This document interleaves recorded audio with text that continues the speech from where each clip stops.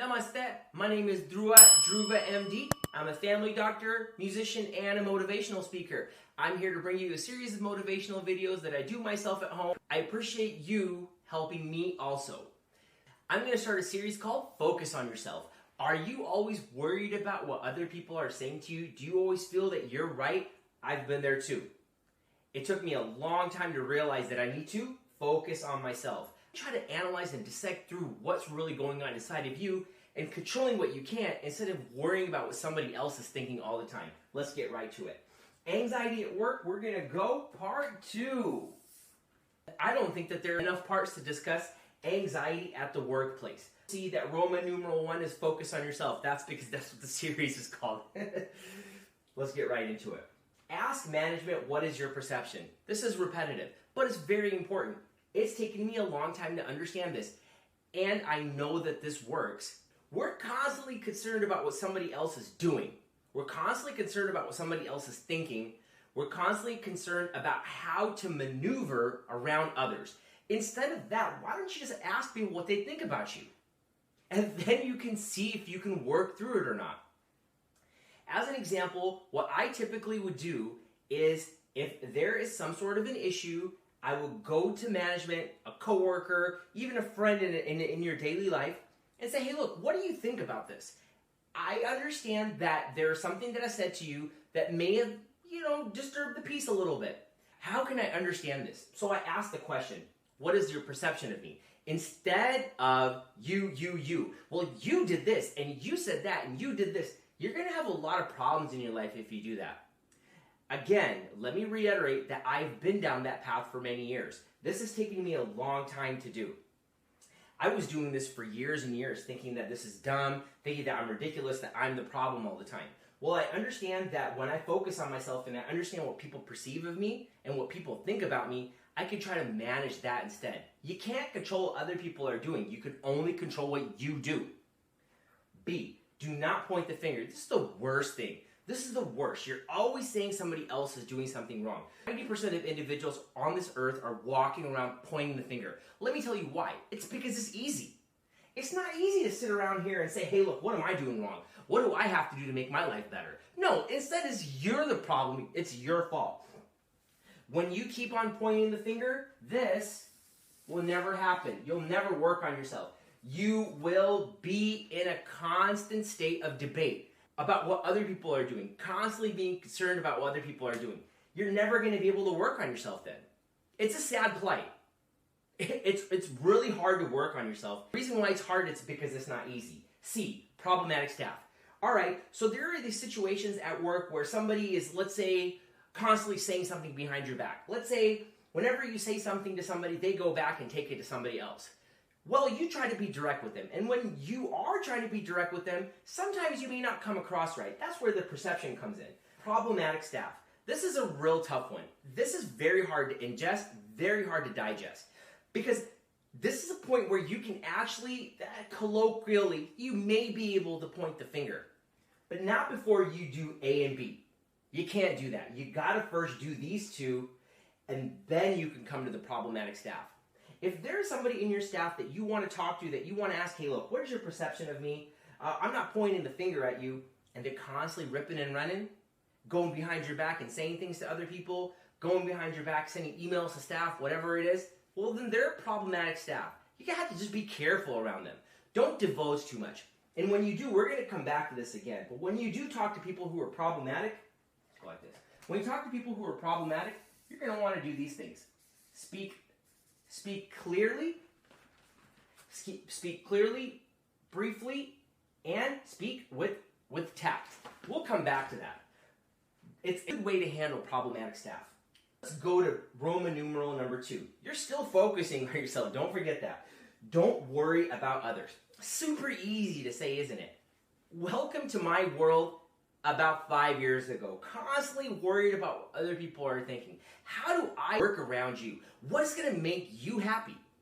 I would always ask myself, what is going to make that person happy? Maybe if I say this, this, and this person will accept me. Well, there's no need to be accepted by people. People come and go in your life just like that. Nobody cares.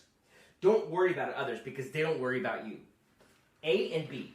They are not your friends. People at work are not your friends. This is one big mistake that people make when entering a workforce. Oh, well, I hope that this person accepts me. Well, they're in this clique. I hope that... No, nobody cares about you. Nobody cares. Because at the end of the day, if you were to leave, if something were to happen to a family member, ain't nobody going to be around. I'm not trying to discredit people at work being friends, okay? I've met some of my best friends at work. However, you can't be confused that when you're entering a workplace that you're going to be all buddy and chummy with everybody. It doesn't work like that. Most people have their own lives. They want to be friendly to you. They want to be able to work with you. They want to be able to just sustain life at work. They will be nice to you. They will not say mean things to you at times. But behind your back, you don't know what people are doing. If you are in a constant pursuit of making everybody like you, you're just not going to like yourself. It's that simple. B, when spoken to, speak clearly, with succinct and with tact. When spoken to, speak clearly and briefly. Let's just go with that. Be very clear and very brief. That means you don't divulge too much. The people that talk a lot about themselves are, number one, don't have attention at home or some part of their life. Number two, feel that they've been through more than you have. And number three, think that whatever they're saying is more important. So then they tend to talk a lot. What will happen with people who are not your friends? Do you want to talk to them? Do you want to go into the line at McDonald's and talk to somebody for a half hour? No, because they're not your friends. You don't want to be sitting there talking to people at work either. You got to always walk into work thinking, especially if you start work at a new place. Let's try to take this for somebody who's starting work at a new place. Try to just keep to yourself, because the more you talk, the more you divulge, the more problems that you can have. Again, I'm not trying to say, and I'm not trying to discredit or discount friends at work. I would allow that to happen. Do not force it. You don't need to be in everybody's good book, okay? And not to say that you should be in somebody's bad book either. Don't worry about others. A, they're not your friends. B, when spoken to, speak clearly and briefly. I'm repeating this because I need to tell it to myself. I know how I can get carried away. I'm animated. I'm conversive. I want you to like me. I want you to laugh at what I'm saying. Sometimes it's just not worth it. You get yourself into trouble. With that said, let's go back to focus on yourself. Anxiety at work, part 2. I've been there. You've been there. Everybody's been there. Let's see how we can review this. Focus on yourself. Number 1. Ask management, what is your perception? Matter of fact, let's go ahead and branch this out into the world. Let's ask your friends, your family, whoever else. What do you guys think about me? If you think you got this problem going up inside your head, what's going on inside the house, the big house? Ask people. Don't point the finger. This is the worst. If you continue to point the finger at life, you're going to be pointing the finger till your last breath. It's a sad story. Don't do that to yourself. Check yourself. Look inside of what's going on with you. Stop reading the internet. Stop reading what other people are always thinking. Why are you always focused on what people are tweeting? Why are you always focused on what's in the news? Why don't you take some time in your life for 10 minutes to meditate and see what's going on within you? C, problematic staff. Problematic people. This is very hard to dissect out, especially when you're focusing on yourself. This could take years. First, you have to focus on when somebody comes at you with problems all the time. It's likely that you just don't want to be around them. I've mentioned this before. Hit the eject button. Make it easy on yourself. Don't be around people that are problematic.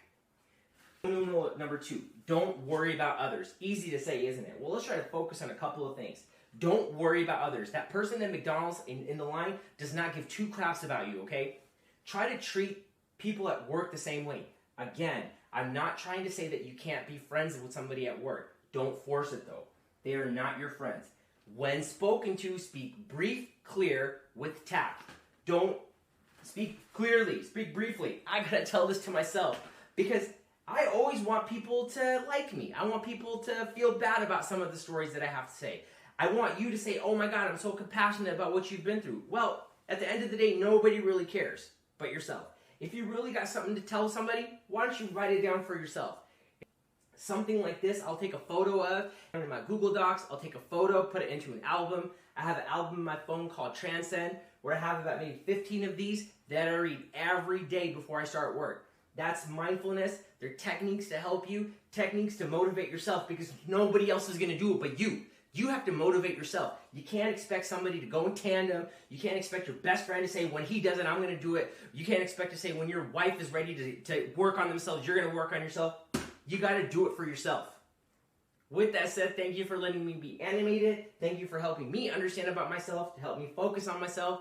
Subscribe, comment, like the video, share it. Let me know how I can make this better.